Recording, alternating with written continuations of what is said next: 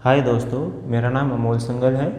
हमारे channel testing गुरु में आप सबका स्वागत है। दोस्तों, आज हम सॉफ्टवेयर टेस्टिंग लाइफ साइकिल के बारे में डिटेल में डिस्कशन करेंगे। तो दोस्तों, बढ़ते हैं हमारी वीडियो की तरफ। आज हम सॉफ्टवेयर टेस्टिंग लाइफ साइकिल के बारे में डिस्कस करेंगे, जो कि सॉफ्टवेयर टेस्टिंग का एक काफ़ी इंपॉर्टेंट टॉपिक होता है। क्योंकि जब भी हम किसी प्रोजेक्ट पर टेस्टिंग अप्लाई करने जाते हैं तो उससे पहले एक प्री प्लानिंग की नीड होती है, जो कि हमको एक ऑर्गेनाइज वे में पूरी टेस्टिंग प्रोसेस को फॉलो करने में हेल्प करता है, जिससे हम हमारे टेस्टिंग प्रोसेस के दौरान कहीं भी स्टक ना हो या हमको ऐसा फील ना हो कि हम अभी आगे नहीं बढ़ सकते हैं और हमको थोड़ा और प्लानिंग या थोड़ी और चीज़ों की रिक्वायरमेंट है, जो कि हमारी टेस्टिंग में हेल्प करेंगे। तो उसी को एक ऑर्गेनाइज वे में अरेंज करने के लिए हम सॉफ्टवेयर टेस्टिंग लाइफ साइकिल के बारे में पढ़ते हैं और उसको हम आगे फॉलो करेंगे हमारे आगे पूरे प्रोजेक्ट के दौरान। दोस्तों, सॉफ्टवेयर टेस्टिंग लाइफ साइकिल के कुछ पर्टिकुलर स्टेप्स होते हैं जिनको मैं यहाँ पर मेंशन कर रहा हूँ, क्योंकि उन सभी स्टेप्स के बेस पर ही हम हमारे सॉफ्टवेयर टेस्टिंग लाइफ साइकिल को कंप्लीट मानते हैं और उन्हीं को हम फॉलो भी करते हैं हमारे पूरे टेस्टिंग प्रोसेस के दौरान। क्योंकि ये सभी स्टेप्स हमको एक ऑर्गेनाइज वे में टेस्टिंग प्रोसेस को आगे बढ़ाने में हमारी काफ़ी ज़्यादा हेल्प करते हैं, जिससे हमको यह फील ना हो कि हमारी जो टेस्टिंग प्रोसेस है उसमें कोई भी पार्ट मिस हो गया है या वो पार्ट पेंडिंग है और हमको वो आगे इन फ्यूचर करना होगा। तो ये सभी स्टेप्स हमको काफ़ी हेल्प करते हैं, जैसे requirement analysis,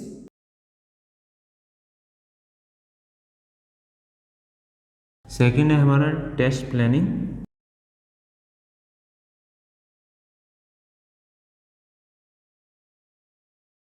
then test case development,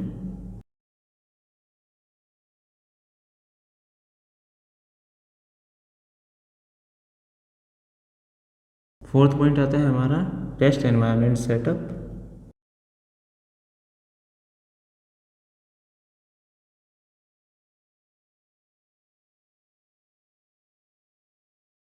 fifth point है टेस्ट केस एग्जीक्यूशन,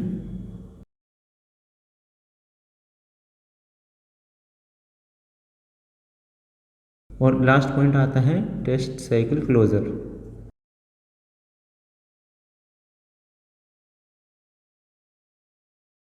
इन सभी पॉइंट्स को समझना हमारे लिए उतना ही इम्पोर्टेंट है जितना कि सॉफ्टवेयर टेस्टिंग लाइफ साइकिल के किसी और प्रोसेस को समझना, क्योंकि ये बहुत इनिशियल बेसिस पर हम करते हैं और इन्हीं के बेस पर हम आगे पूरे टेस्टिंग प्रोसेस को आगे भी बढ़ाते हैं। दोस्तों, अब हम सॉफ्टवेयर टेस्टिंग लाइफ साइकिल के बारे में डिटेल में डिस्कशन करेंगे, जिसमें हमारा पहला क्वेश्चन होगा कि सॉफ्टवेयर टेस्टिंग लाइफ साइकिल होता क्या है। बेसिकली दोस्तों, ये एक पूरा लाइफ साइकिल होता है जिसमें हम हमारे टेस्टिंग प्रोसेस को पूरी तरह से एक्सप्लेन करते हैं कि हम किस किस प्रोसेस से पूरे टेस्टिंग प्रोसेस के दौरान निकलेंगे और हम किस तरह से हमारे फाइनल आउटपुट तक पहुंचेंगे, जिससे कि हमको एक फ्रूटफुल रिजल्ट प्रोवाइड हो और हम हमारे एंड यूजर को एक फ्लेक्सिबल एप्लीकेशन प्रोवाइड कर सके, जिसमें हम वो हमारे किसी भी फाइनल आउटपुट तक बिना किसी रुकावट के आसानी से पहुंच जाए।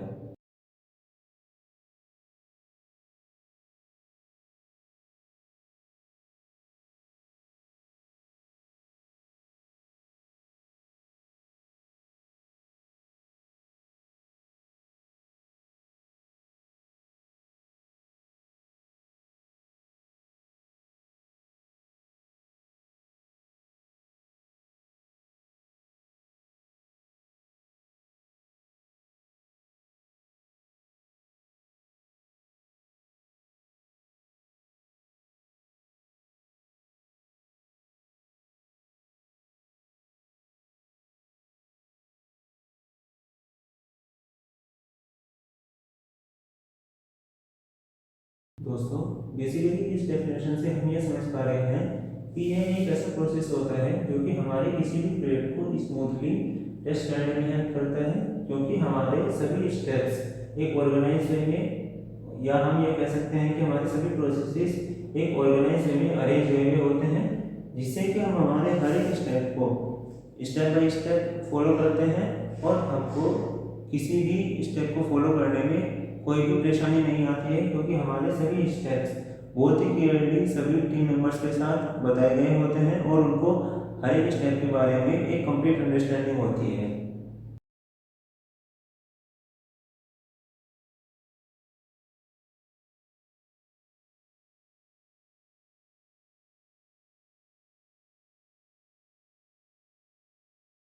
इसमें सेकंड क्वेश्चन ये आता है कि हम सॉफ्टवेयर टेस्टिंग लाइफ साइकिल को कब यूज़ करते हैं। बेसिकली जब भी हम किसी प्रोडक्ट को या किसी एप्लीकेशन को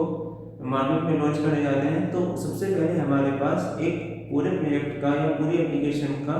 रिक्वायरमेंट होता है कि हम फाइनली एक एंड यूजर के लिए क्या एप्लीकेशन डेवलप करने जा रहे हैं और हमारा उसके लिए क्या ऑब्जेक्टिव है। तो बेसिकली हमारी पूरी अंडरस्टैंडिंग जो कि हमारी मार्केट बेस पर और एक एंड यूजर की रिक्वायरमेंट के बेस पर डिपेंड होती है, उसके पूरा हो जाने के बाद जब हमारा फ्रंट एंड और डेवलपमेंट साइड से डेवलपमेंट कंप्लीट हो चुका होता है तब हम हमारे टेस्टिंग प्रोसेस की साइड आगे बढ़ते हैं, क्योंकि इस पूरे टेस्टिंग प्रोसेस के दौरान जो हम सॉफ्टवेयर टेस्टिंग लाइफ साइकिल में फॉलो करते हैं वो तभी अप्लाई करना हम स्टार्ट कर सकते हैं।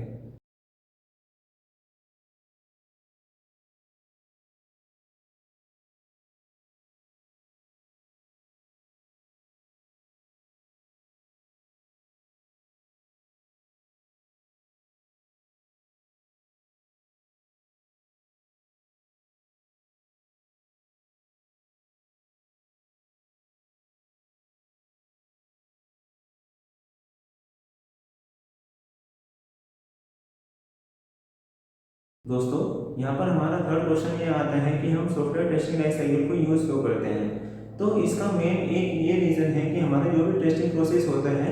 उसको फॉलो करते टाइम हमको कोई भी इशू ना आए या हम किसी भी स्टेप में स्टक ना हो, तो उससे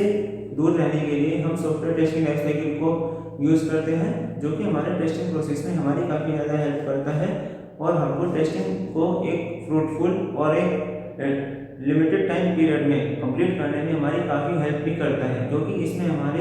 एग्जिट और एंट्री क्राइटेरिया को सभी को फिक्स किया जाता है। क्योंकि हमारे जितने भी स्टेप्स होते हैं जैसे कि requirement analysis, test planning, test case development, test environment setup, test case execution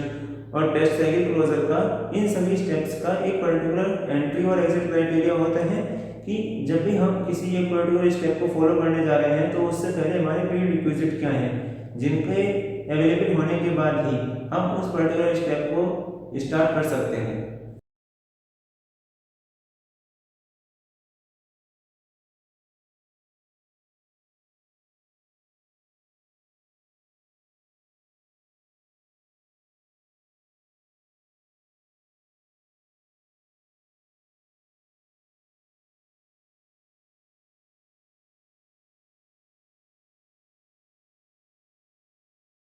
दोस्तों सॉफ्टवेयर टेस्टिंग लाइफ साइकिल में हमारा फोर्थ क्वेश्चन ये आता है कि हम सॉफ्टवेयर टेस्टिंग लाइफ साइकिल को हमारे प्रोजेक्ट पर कब अप्लाई कर सकते हैं। बेसिकली इस क्वेश्चन का आंसर हमारे सेकंड क्वेश्चन के लगभग सिमिलर है, जिसमें हमारा सेकंड क्वेश्चन ये आता है कि हम सॉफ्टवेयर टेस्टिंग लाइफ साइकिल को कब यूज कर सकते हैं। बेसिकली जब भी हमारा डेवलपमेंट प्रोसेस डन हो चुका है डेवलपर्स की साइड से, तब हम सॉफ्टवेयर टेस्टिंग लाइफ साइकिल को हमारे प्रोजेक्ट पर अप्लाई कर सकते हैं, क्योंकि तभी हम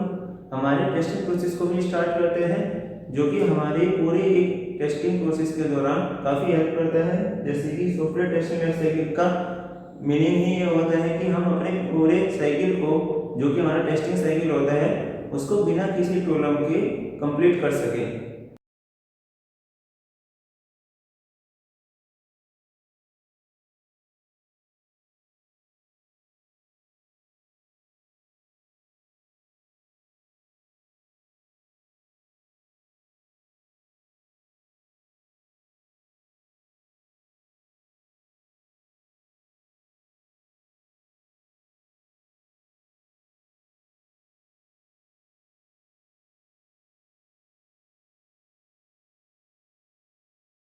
दोस्तों अब हम सॉफ्टवेयर टेस्टिंग लाइफ साइकिल के हमारे सभी स्टेप्स, जो कि हमारे पूरे एक प्रोसेस के दौरान इन्वॉल्व रहते हैं और जिनको हम फॉलो करते हैं, हम अब उनके बारे में डिस्कस करेंगे, जो कि हमारे टेस्टिंग प्रोसेस में हमारी काफ़ी ज़्यादा हेल्प करता है, जिससे कि हम स्मूथली हमारे पूरे प्रोसेस को फॉलो कर सकें। यहाँ पर मैंने सॉफ्टवेयर टेस्टिंग लाइफ साइकिल के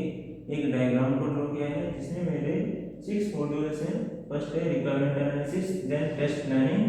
देन टेस्ट केस डेवलपमेंट, उसके बाद टेस्ट एनवायरनमेंट सेटअप और फाइनली मेरे 2 स्टेप्स हैं, टेस्ट केस एग्जीक्यूशन और लास्ट है test cycle closure. Basically requirement analysis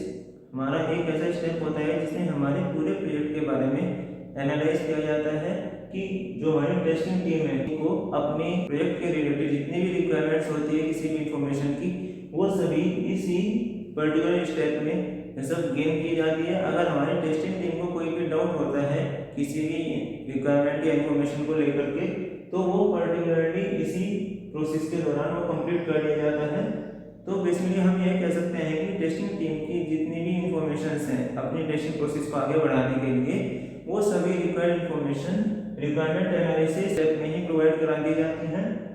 second है हमारा टेस्ट प्लानिंग। जब भी दोस्तों हम किसी पर्टिकुलर प्रोजेक्ट की टेस्टिंग के लिए आगे बढ़ते हैं, तो उसमें उससे पहले हमारी टेस्टिंग की पूरी प्लानिंग की जाती है कि हमको टेस्टिंग कब स्टार्ट करनी है, साथ ही हमारी टेस्टिंग टीम में कौन कौन लोग इन्वॉल्व होंगे और कौन किस तरह से हमारे किस प्रोसेस को फॉलो किया जाएगा। साथ ही हमारी जो भी टेस्टिंग स्ट्रेटजीज होती हैं या जो भी हमारी टेस्टिंग की टेक्निक्स होती हैं जिनको हम इस पर्टिकुलर प्रोजेक्ट की टेस्टिंग के दौरान यूज करने वाले हैं, उन सभी को भी मेंशन किया जाता है। साथ ही हमारी टीम में कौन टीम मेंबर कौन सा रोल प्ले करेगा टेस्टिंग टीम में, उसको भी यहाँ पर हम डिसाइड कर लेते हैं। तो यहाँ पर मैं आपको एक चीज बताना चाहता हूँ कि रिक्वायरमेंट एनालिसिस के लिए हमको बीआरडी डॉक्यूमेंट प्रोवाइड किया जाता है।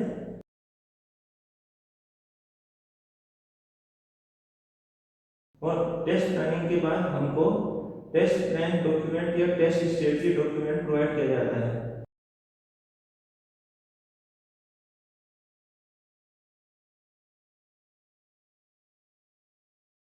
दोस्तों हमारा थर्ड स्टेप होता है टेस्ट केस डेवलपमेंट। बेसिकली जब भी किसी प्रोजेक्ट या एप्लीकेशन या किसी भी वेबसाइट की टेस्टिंग के लिए बढ़ने वाले होते हैं, तो उससे पहले हमारे पास उस पर्टिकुलर एप्लीकेशन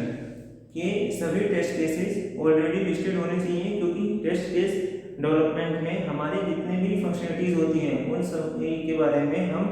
टेस्ट केस को राइट डाउन करते हैं और उन्हीं के बेस पर हम अपने टेस्टिंग प्रोसेस को आगे भी बढ़ाते हैं, क्योंकि हमारे सभी केसेस उस पर्टिकुलर शीट में मेंशन होते हैं, जो कि हमारी टेस्टिंग को और इजी बना देते हैं। क्योंकि ऐसा भी हो सकता है कि हमारे टेस्टिंग प्रोसेस के दौरान हम कोई स्टेप गलती से मिस कर जाएं और वो हमारा एक मेजर स्टेप भी हो सकता है। तो उन सभी इश्यूज से बचने के लिए हम टेस्ट केस डेवलपमेंट को फॉलो करते हैं। तो इसमें हमारे पास जितनी भी फंक्शनलिटीज होती हैं उन सभी के बारे में टेस्ट केसेस अवेलेबल होते हैं। साथ ही हमारा वर्क फ्लो, मतलब कि हमारी जो भी इंटीग्रेशन के बेस पर टेस्ट केसेस जनरेट होते हैं, हम सभी को मेंशन करते हैं उस डॉक्यूमेंट में। साथ ही हमारा जो पूरा सिस्टम होता है हम उसके बेस पर भी यहाँ पर टेस्ट केस मेंशन करते हैं। सिस्टम टेस्टिंग के दौरान हम काफी लेंथी टेस्ट केसेस को भी एग्जीक्यूट करते हैं, तो उन सभी टेस्ट केसेस को हम इस पर्टिकुलर डॉक्यूमेंट में इन्वॉल्व करते हैं। तो इस डॉक्यूमेंट को हम टेस्ट केस डॉक्यूमेंट कह सकते हैं।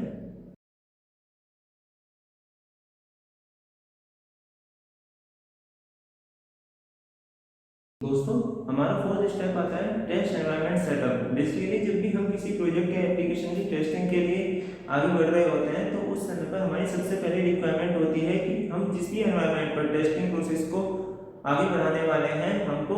उस पर्टिकुलर एप्लीकेशन का एक टेस्टिंग एनवायरनमेंट प्रोवाइड किया जाए जिसपे हम अपनी पूरी टेस्टिंग को परफॉर्म करें और वहाँ पर अगर कोई भी इशू है तो हम उसको रिपोर्ट कर पाएँ। बेसिकली जो हमारा टेस्ट एनवायरनमेंट सेटअप होता है, ये डेवलपमेंट टीम या डेवऑप्स टीम की साइड से डन किया जाता है। अगर हमारा कोई भी टेस्टिंग मेंबर वहाँ पर इन्वॉल्व होता है, तो बेसिकली इस पूरे स्टेप के हो जाने के बाद हम उस पर एक स्मोक टेस्टिंग परफॉर्म करते हैं कि हमारी जो मेजर और क्रिटिकल फंक्शनलिटीज हैं वो तो कहीं पर ब्रेक नहीं हो रही है। तो इसके टाइम पर हम टेस्ट एनवायरनमेंट सेटअप को फॉलो करते हैं और हमारे पूरे एक टेस्टिंग प्रोसेस को इजी बनाने के लिए या हमारी टेस्टिंग प्रोसेस को आगे बढ़ाने के लिए यह एक काफी इंपॉर्टेंट स्टेप भी होता है। दोस्तों हमारा फिफ्थ स्टेप आता है टेस्ट केस एग्जीक्यूशन। बेसिकली जब हमारा टेस्टिंग एनवायरनमेंट सेटअप कंप्लीट हो चुका होता है, तो हमारे टेस्ट केस डॉक्यूमेंट में जितने भी टेस्ट केसेस हम हमारे एप्लीकेशन या पूरी वेबसाइट या किसी प्रोजेक्ट की टेस्टिंग के लिए लिखे होते हैं, हम उन सभी को एग्जीक्यूट करते हैं। साथ ही हमारे टेस्ट केस डॉक्यूमेंट का जो करंट स्टेटस होता है, हम उसको हमारे उस पर्टिकुलर एप्लीकेशन की करंट वर्किंग है जो उसके करंट स्टेटस के अकॉर्डिंग उसको अपडेट भी करते रहते हैं। साथ में अगर वहाँ पर कोई हमको बग मिलता है तो हम साथ ही उसको भी रिपोर्ट करते हैं। तो इस पूरे प्रोसेस के दौरान हम इन सभी एक्टिविटीज को फॉलो करते हैं जिसमें हमारा टेस्ट केस एग्जीक्यूशन होता है।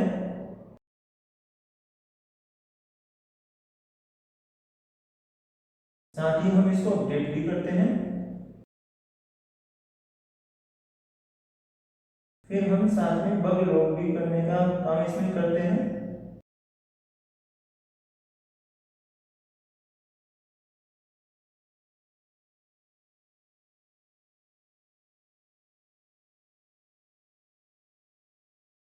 दोस्तों इसमें हमारा एक इम्पोर्टेंट स्टेप ये भी होता है कि जो हमने बग्स को लॉग किया है उनको हम ट्रैक करते हैं कि डेवलपर की साइड से वो बग फिक्स किए जा चुके हैं या नहीं। अगर वो बग एक बार फिक्स हो चुके हैं तो हम उन पर टेस्टिंग परफॉर्म करते हैं और उसमें हमारी रीटेस्टिंग या रिग्रेशन टेस्टिंग या जो भी हमारी रिक्वायर्ड टेस्टिंग टेक्निक होती है हम उन सभी को यहाँ पर फॉलो करते हैं। अगर वहाँ पर कोई भी हमको इशू मिलता है तो हम वापस उस बग को रीओपन कर सकते हैं, अदरवाइज हम उस पर्टिकुलर बग को डन मार्क कर सकते हैं। तो हमारी इस तरह की मल्टीपल स्टेप्स को हम टेस्ट केस एग्जीक्यूशन प्रोसेस के दौरान फॉलो करते हैं। तो इसके बाद हमारा फाइनल स्टेप आता है टेस्ट साइकिल क्लोजर। बेसिकली यहाँ पर हम ये फाइनलाइज करते हैं कि हमारी हर एक फंक्शनैलिटी को टेस्ट कर लिया गया है और जो भी इश्यूज हमको एक पर्टिकुलर टेस्टिंग प्रोसेस के दौरान मिले थे वो सभी फिक्स कर दिए गए हैं, जिससे कि हम ये एंश्योर कर सकते हैं कि हमारी एप्लीकेशन अब मार्केट में लॉन्च होने के लिए रेडी है, या मार्केट में लॉन्च होने के पहले हम हमारी एप्लीकेशन पर बीटा टेस्टिंग भी परफॉर्म कर सकते हैं, जो कि एक एंड यूजर के पर्सपेक्टिव से की जाती है। जो हमारे प्रोजेक्ट या किसी भी एप्लीकेशन के मैनेजर्स होते हैं उस बीटा टेस्टिंग प्रोसेस के दौरान वो सभी लोग इन्वॉल्व होते हैं और वो हमारी सभी प्रोसेस को वेरीफाई भी करते हैं, जिससे कि वो यह इंश्योर कर सके कि एंड यूजर को फाइनली इसको यूज करते टाइम कोई भी इशू नहीं आएगा और वो अपने एक ऑब्जेक्टिव को इजीली पूरा कर पाएंगे। दोस्तों यहाँ पर एक चीज और मेंशन करना चाहूँगा कि टेस्ट साइकिल क्लोजर में हम लास्ट में रेट्रोस्पेक्ट मीटिंग भी ऑर्गेनाइज करते हैं, जिससे कि हमारी करंट प्रोसेस में अगर कोई भी इशू रहा है तो हम फ्यूचर रेफरेंसेस के लिए उसको डन कर सकते हैं, जिससे कि वो सेम इशू हमको इन फ्यूचर ना आए और हमारा कोई भी डिलीवरेबल डिले ना हो, या हमारा कोई भी अगर हमारी डेडलाइन है अगर वो डिले हो रही है तो हम उससे बच सके, क्योंकि ये हमारे पूरे प्रोडक्ट के काफ़ी सारे एस्पेक्ट पर काफ़ी नेगेटिव इम्पैक्ट भी डालता है और हमारे पूरे प्रोसेस को डिले भी करता है, जिससे हमारी पूरी टीम की परफॉर्मेंस पर भी इश्यूज रेज होते हैं।